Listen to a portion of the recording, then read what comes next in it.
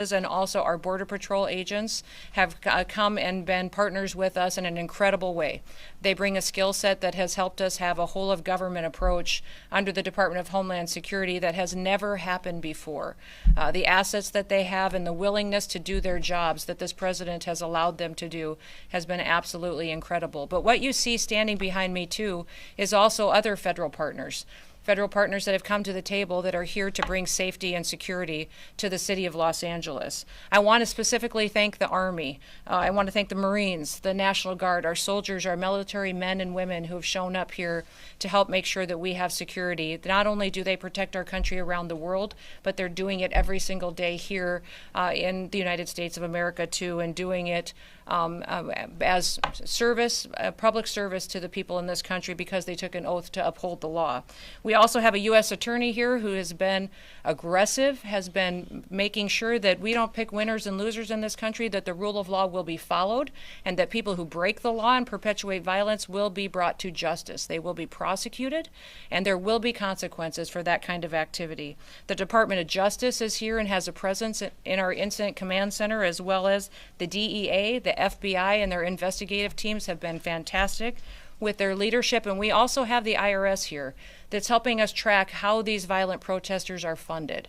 What NGOs out there, what unions, what other individuals may be funding these violent perpetuators that are in these protests that take people who may be wanting to come and be peaceful, but instead turn these into very violent activities that go after law enforcement. That's just simply not acceptable. And I also want to thank our U.S. Marshals.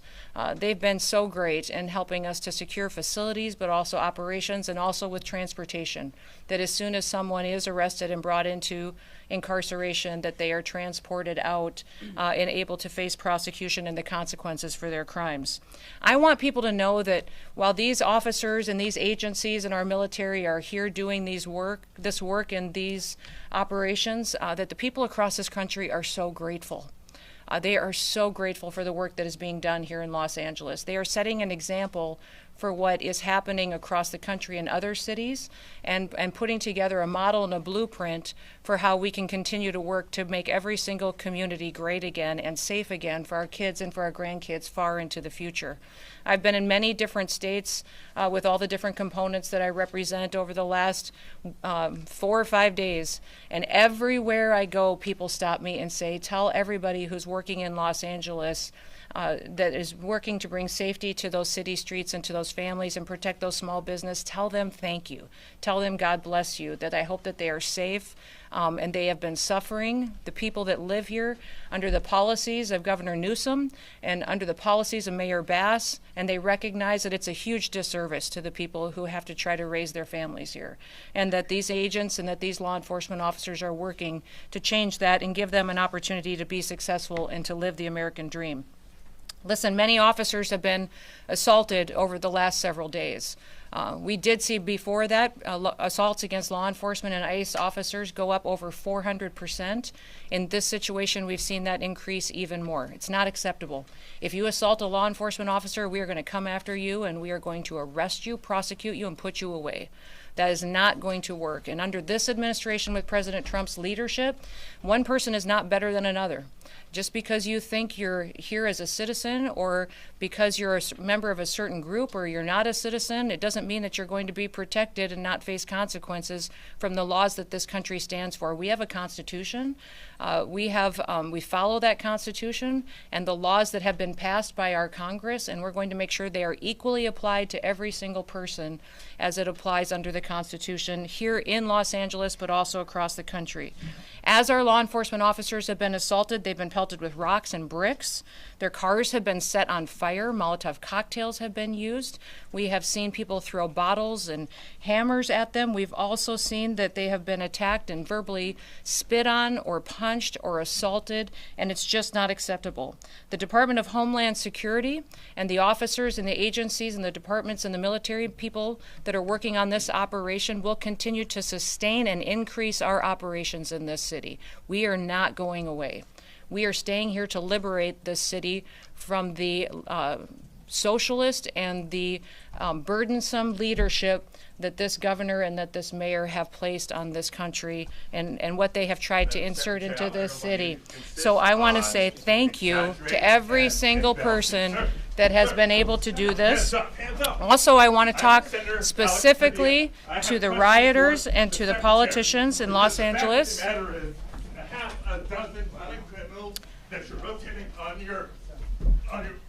I also want to talk about specifically how many of our ICE agents have been doxxed for doing their duty, how they have been targeted, and how their families have been put in jeopardy, and that we're not going to allow that anymore as well. That those individuals who are purposely endangering our ICE agents and our law enforcement officers and their families will be prosecuted for what they are doing as far as perpetuating violence on them. I want to know that the American people are grateful for our law enforcement officers. We will always respect them, and that President Trump is thankful for the leadership that has been shown by all of these agencies. In fact, President Trump did call in, and I did visit with him today, and he also visited with all of these agencies here this morning and thanked them for what they are doing to make sure that they are protecting the United States of America. The images that we've seen out of Los Angeles the last several days has simply been un-American by the protesters and the violence that we've seen perpetuated. Masked thugs are assaulting police officers. They're setting vehicles on fire. They're waving foreign flags on American soil while burning American flags. And they've damaged public property and destroyed private businesses. We need to make sure that we are continuing to protect the citizens that live here and want this community to be safe. Let me give you just a few examples of those who have been rioting that many politicians like Gavin Newsom and Karen Bass are defending. There was a Vietnamese illegal alien who committed a mass shooting at a graduation party in 1994 that we've been able to take off the streets. A Filipino illegal alien that was convicted of an assault with intent to commit rape that we've been able to bring up into custody and incarceration. You see behind you some more profiles of individuals that have brought into custody through the operations we have here. A Mexican illegal alien convicted of willfully cruelty to a child, and on and on and on. Those individuals and those criminals are now off the streets of Los Angeles because of the activities that have been conducted here in the last several days and will continue to operate for days to come. When these riots first began on Friday night, a federal law enforcement building was surrounded by over 1,000 violent rioters, and it took Los Angeles Police Department 2 hours to respond. So we are going to continue to operate with our federal partners and continue to keep asking the governor and the mayor for their support and their backup in these operations to make sure that all of our law enforcement officers are protected while they do their work. We're going to protect American cities from lawlessness, and we'll do what it takes to put the American citizens first and make sure they have the opportunity to sleep safely in their beds at night. I just want to say God bless all of our men and women of the military that serve, all of those who serve in our law enforcement agencies and in public service, that make great sacrifices away from their homes and from their families, but they do it because they believe in America, and they believe in freedom, and they believe in law and order, and that is what we are doing right here today, and we'll continue to do for days to come until Los Angeles once again is at peace. So with that, we'll turn it over to our next speaker, which I believe will be Todd Lyons from ICE. Thank you, Madam Secretary. I'm Todd Lyons. I'm the acting ICE director. Also, I'm the National Incident Commander for the situation. But I would just like to say thank you to Secretary Noem. She said it best. There's really not much more I can say. It's without her leadership that we wouldn't be out here conducting this mission. President Trump fully has our back on this one, and we're doing the will of the American people. I want to thank the brave men and women of ICE, HSI, ERO, our attorneys with the Office of Public Legal Counsel, because without them, this would not be possible. They put their lives on the line every day. You also see my fellow agency heads here with me, and many that are not up here on stage. The men and women of law enforcement have been putting themselves in harm's way every night since we've been here in Los Angeles. What we've done here is taken a whole government approach for this immigration mission. You know, under the last administration, there was millions upon millions of people that we don't know who came into this country. They were let in, that now have turned violent criminals. Also, we have known suspected terrorists and gang members. Since January 20th, we've been making arrests in Los Angeles and all around the country. But specifically, we've focused on gang members, human traffickers, violent drug dealers, and rapists. You know, the Secretary brought it up. You know, the rhetoric of a lot of elected officials and people what really caused this. We've heard so much. if ICE had a criminal warrant, if ICE had a judicial warrant, cities would cooperate with us. On this past Friday, you saw that. You saw the men and women of ICE and these other DOJ partners executing a criminal warrant on a criminal immigration enforcement case. Yet the city turned against us and we had violent protesters. And that just won't happen because the men and women of ICE won't be deterred by this. We're going to be out there every day conducting our law enforcement mission. No protesters are going to block our way because the brave men and women of ICE and these DOJ partners you see up here, along with our partners with the Los Angeles Police Department, are going to ensure that we handle these protesters, but we are out there safely conducting these operations, and we will get the worst off the street. And I also like to thank the Department of Defense and National Guard who has come here to assist us on that. You know, we will prosecute all these cases. Just, you know, the Secretary highlighted so many, you see them up here. But we have a wanted man from Mexico who fled and hid in Los Angeles for killing a woman. You have an MS-13 gang member who killed 2 individuals during a botched catalytic converter theft ring case. These aren't the individuals you want in Los Angeles. These aren't the individuals you want in the United States. ICE is going to keep doing their job, and we're going to do it to our best of our ability with our DOJ partners. But with the Secretary's leadership and the full support of the U.S. Attorney to prosecute these criminals, we will continue enforcing the immigration mission that President Trump and the American people expect us to do. So with that, I'm going to turn it over to the FBI. Thank you, sir.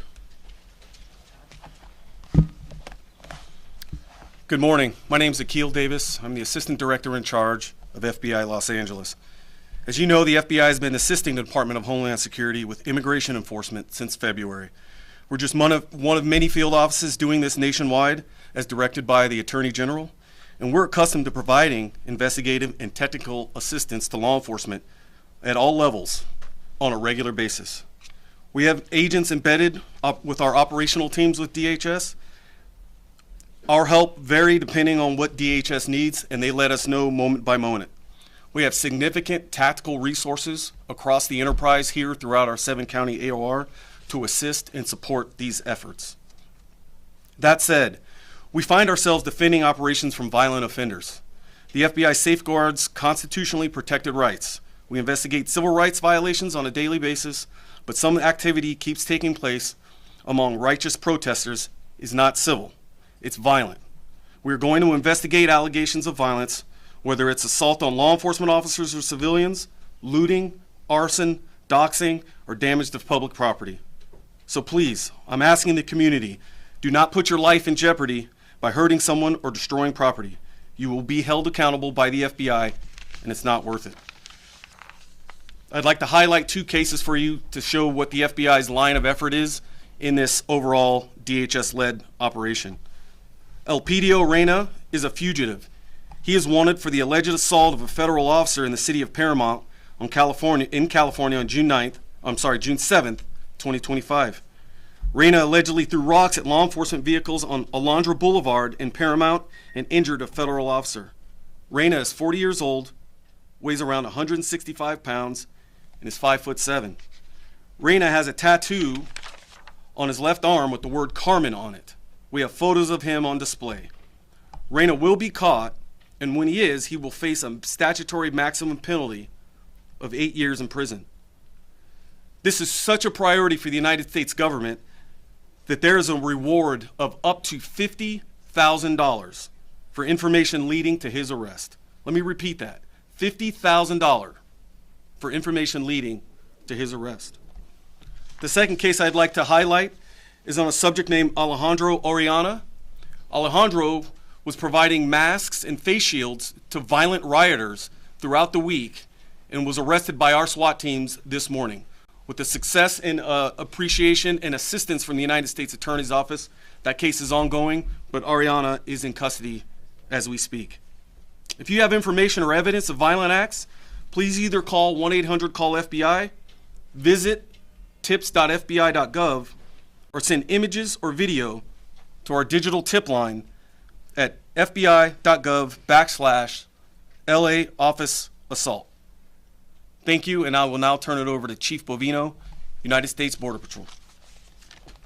Thank you, Chief. Thank you, sir. Good morning. I'm Greg Bovino, Chief Patrol Agent of the El Centro Border Patrol Sector and Lead Federal Coordinator for Customs and Border Protection entities here in Los Angeles. Entities include U.S. Border Patrol, Office of Field Operations, and CBP Air and Marine. We have several hundred agents and officers here in Los Angeles right now as we speak. Our primary mission here in Los Angeles revolves around Title 8 United States Code. Let me say that again. Title 8 United States Code. Those are our immigration statutes.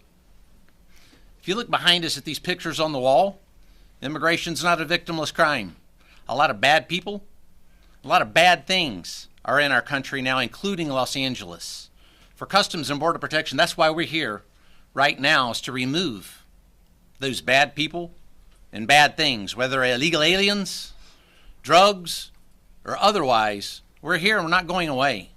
Border Patrol, Office of Field Operations, and Air and Marine, you'll see us in Los Angeles. You'll continue to see us in Los Angeles, not going anywhere soon.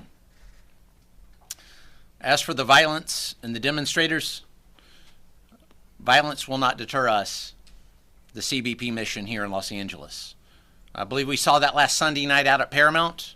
We continued to conduct our patrols as we saw necessary in the middle of that riot. And we'll continue to do that from here on out. Our allied law enforcement agencies, many of whom you've already heard from, whether it's HSI, ERO, FBI, ATF, and all others, join with us as we conduct that Title 8 mission. Very historic. First time I've ever seen it in my almost 30-year career. It's actually breathtaking.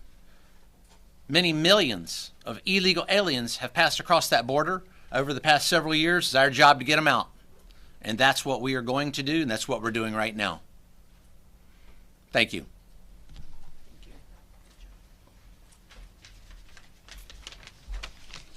Good morning. My name is Kenny Cooper. I'm a Special Agent in Charge, ATF, LA Field Division. The Department of Justice will not be deterred from enforcing this nation's laws. ATF is on the ground doing what we do best, fighting violent crime and protecting our communities regardless of the environment around us. Our agents are trained to operate in high-threat, high-tension situations. When federal authorities move to execute court-authorized warrants, we support that mission with professionalism, precision, and resolve. ATF stands shoulder to shoulder with our federal partners in this whole-of-government approach.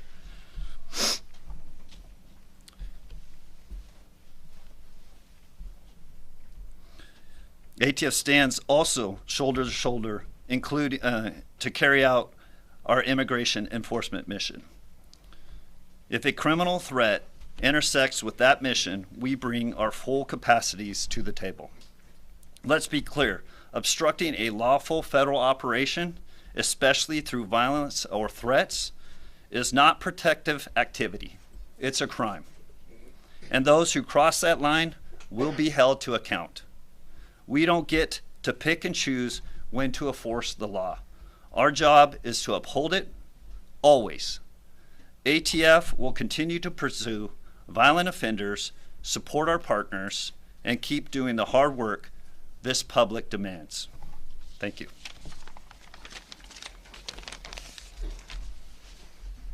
Hello, everyone. I'm Bill Saley, the United States Attorney for the Central District of California.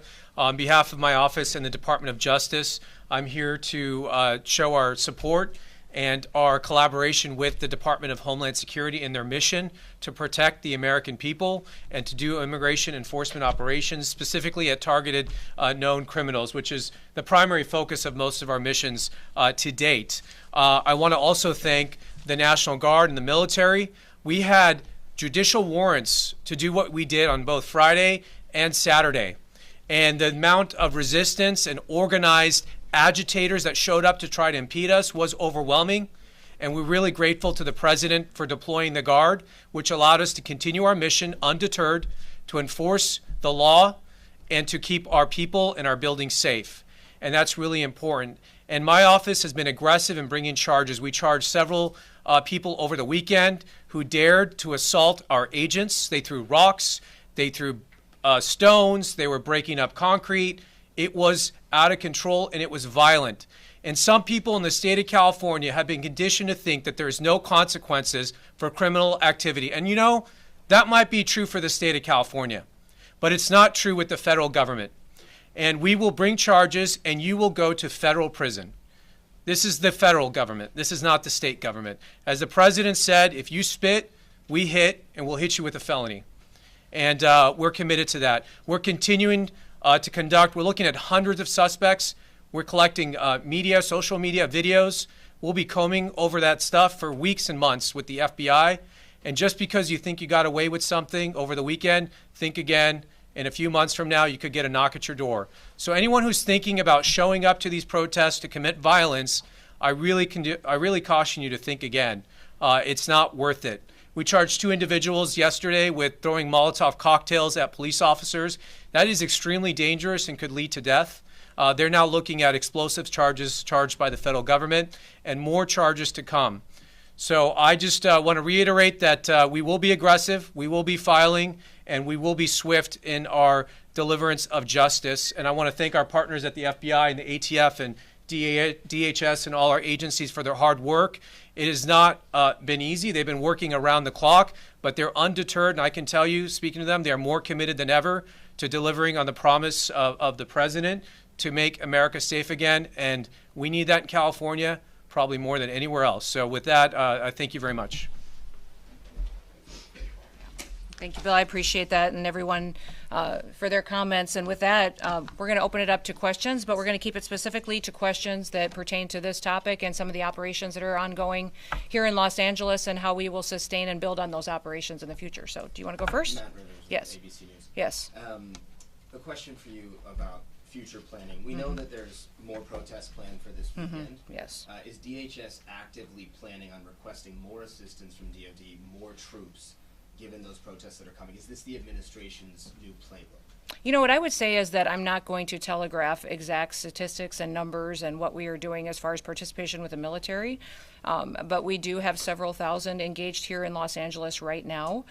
We are assessing this weekend's threat levels, not just here, but in cities across the country, and pre-deploying assets. So we're using every tool that we have in our toolbox and pre-staging people, task forces, special swift response teams, people with specific gifts and talents that they can contribute to areas that we think they may be needed this weekend, so that we can prevent any kind of violence from being perpetuated. But it's on the table, the idea of bringing more troops. You know, I would say the president has the right to utilize every authority that he has under the Constitution to utilize Title X and to bring in military assets and National Guard units as needed, and he'll continue to assess that and use his prerogative to decide when it's necessary. Yeah. Madam Secretary, you had previously asked the Defense Secretary to direct troops to arrest people. Is that something you'd still like to see? You know, I think what I had talked was a conversation with the Department of Defense to ask them to use the authorities that they have in conjunction with the president to make sure that there's consequences for people who perpetuate violence. So that is what the assessment is, and they're being utilized to the fullest extent to which the president wishes to at this point in time. And I'm so thankful we have a U.S. attorney and a Department of Justice that is going out there and prosecuting these crimes as well. That's something that was very different under the Biden administration, that is a game changer now. We have a president now that believes in the rule of law and that is going to make sure that when people break the law, no matter who you are, that you will be prosecuted and you will be brought to justice. Yes, sir. Madam Secretary, Yes. Salvador Duran with the Innovation Network. Yep. 2 questions for you. The first one is, do you have an estimated number of people that have been detained and deported? And the second question I have to ask you, would you please address Senator Padillas' interruption to your press conference? You know, And I'm not- consider yeah. even pressing charges for what we just witnessed here. Oh, you know what? I don't even know the senator. He did not request a meeting with me or to speak with me. So when I leave here, I'll have a conversation with him and visit and find out really what his concerns were. I think everybody in America would agree that that wasn't appropriate. That if you wanted to have a civil discussion, especially as a leader, a public official, that you would reach out and try to have a conversation. For instance, I have left voicemails for Governor Newsom wanting to have a conversation. Has he returned them? No. He hasn't. I know that the White House has reached out and had conversations with Mayor Bass as well. And so that's what you do to try to start these conversations and ask for partnerships. Unfortunately, we haven't met that in this area. I'll visit with the senator and find out really what his concerns are and what we can do. And as far as the estimate number of people that have You know, what I would say is that we have over 1,500 people that we have been interdicting with, arresting for different situations, and we will continue to build on that. That's been just over the last few days. Know that we have more assets now today than we did yesterday. We had more yesterday than we did the day before, so we are only building momentum. This is only going to continue and be increased until we have peace on the streets of Los Angeles. The president has told me, Kristi, use everything that we have to make sure that the citizens of Los Angeles know that we care about them, that they have lived with crime for far too long, and that we want them to be able to walk their children to school in the morning and feel safe. We want them to, small businesses downtown, to not have to worry about getting burned to the ground because some organized crime nonprofit funder is deciding that now is the time to send a political message or an agenda. So we're going to stay here and build our operations until we make sure that we liberate the city of Los Angeles. Yes, back there. I'm going to do two more if that's okay. Go ahead. Can you talk a little bit about the specific number in terms of immigration-related arrests that you make, both daily and in LA specifically? Well, we literally have tens of thousands of targets. So I think that's what's more important. People should know that there are millions of people that are in this city illegally, and that we have, I would say, thousands and thousands, tens of thousands of targets that we will be going after. Remember, this president has repeatedly said that he's going after criminals and the worst of the worst. And we're going after people that are in work sites that are trafficking drugs, that are trafficking human beings. We're DNA testing children, because many times when you see people claiming that their family members or the children they have with them that are theirs, many times when we DNA test them, they're not. They're really peddling our children, and they have human slavery going on, child trafficking, pedophilia. So we are going after those individuals that we have intelligence on, and we will continue to only build on that. And yes, I'm sorry, I didn't get to you right away. There is some rhetoric out there that some of the people who have been detained, arrested, in detention are not criminals or do not have a criminal history.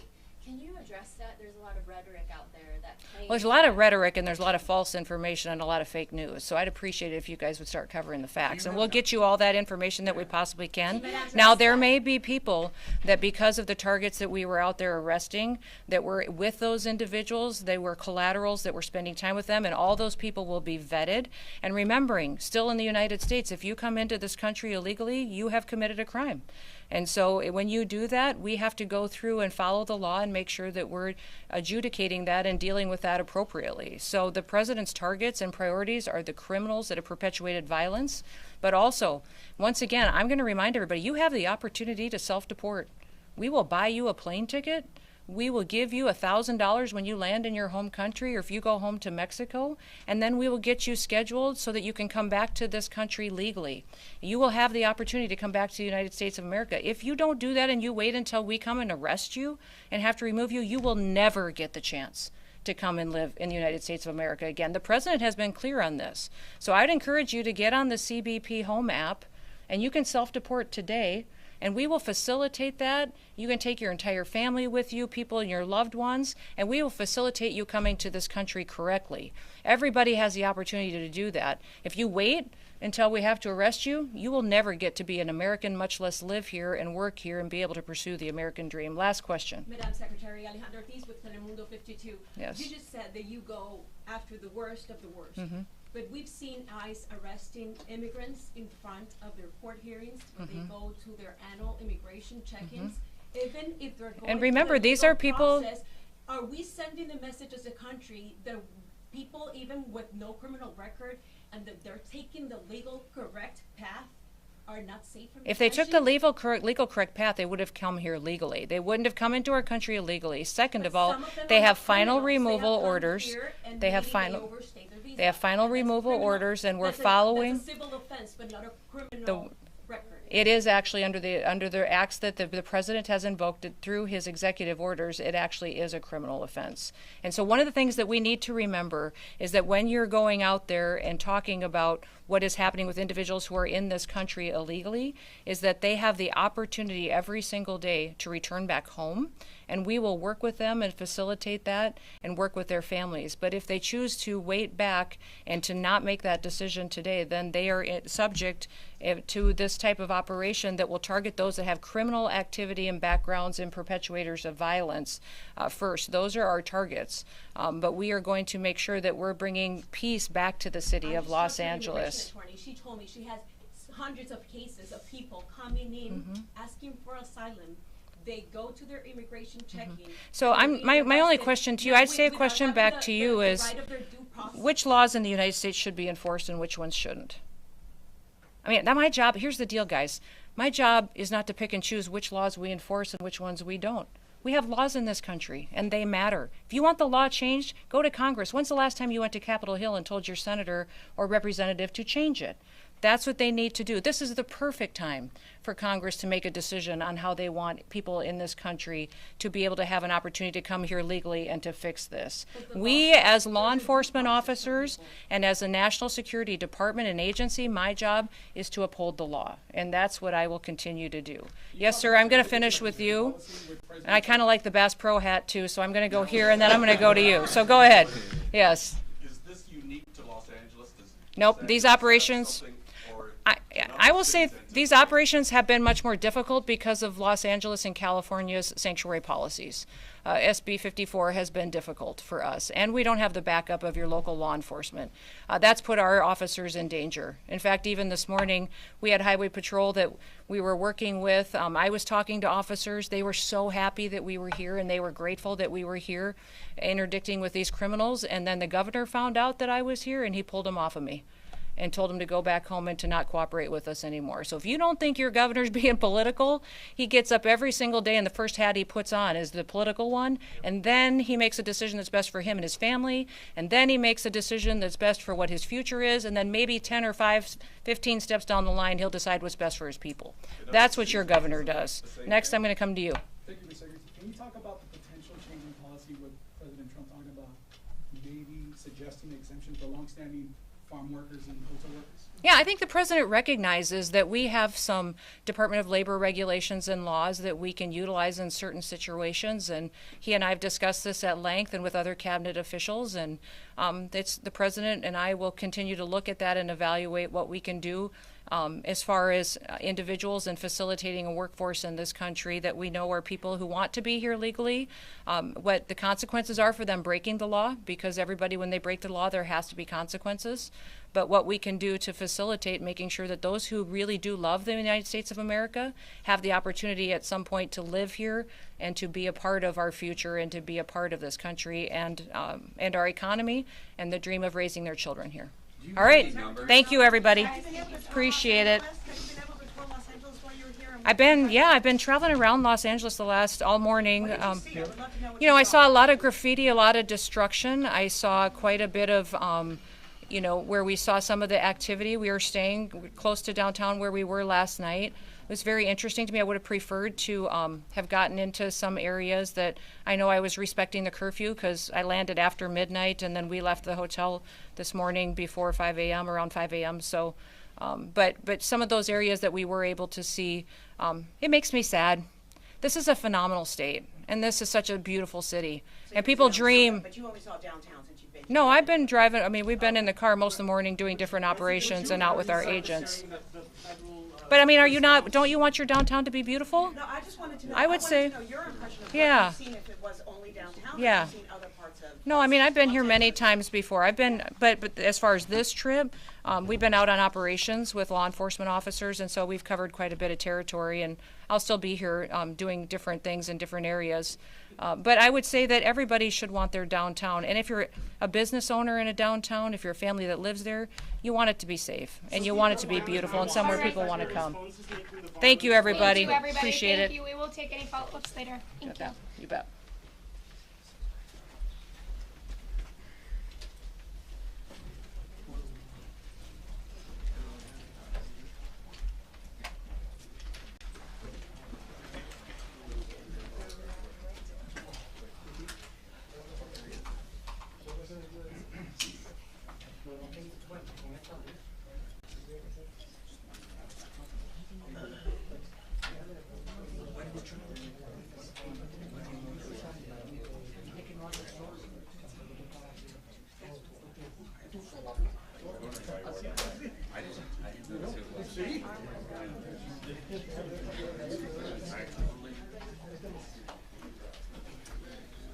I couldn't